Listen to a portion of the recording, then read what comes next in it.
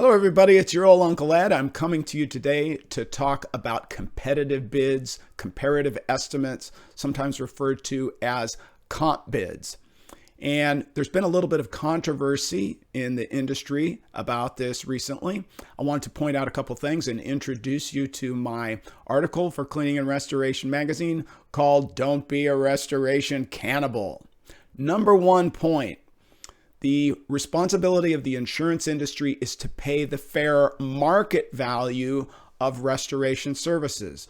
The restoration industry sets the market value. Every time an estimate is created, that's one little piece of information that goes into the stream of communications that is part of the calculations that the insurance industry could use to figure out what the market as a whole is charging. No one estimate sets the entire market, obviously, but we're looking for trends in the process.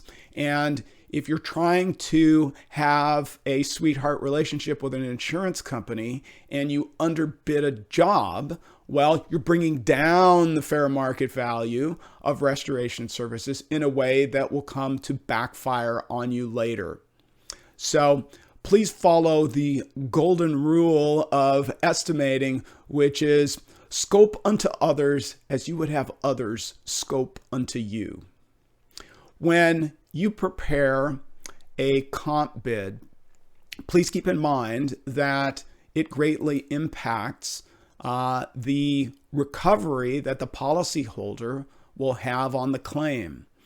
If the policyholder concludes that the recovery has been lowered and that the author of a comp bid has inappropriately influenced the insurance company in a way that causes the insurance company to underpay on the claim, then the author of that comp bid may be subject to civil liability for claims such as conspiracy to defraud or tortious interference with the contract of insurance.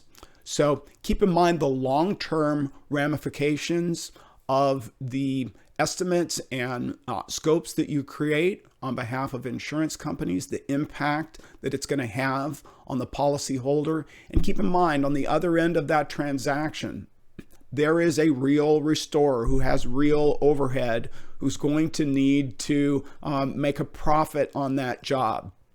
And I hope that you won't create comp bids for prices that are anything less than what you would charge to return the property to its pre-loss condition. So don't be a restoration cannibal. This is Uncle Ed signing off saying stay positive and test negative. Thank you.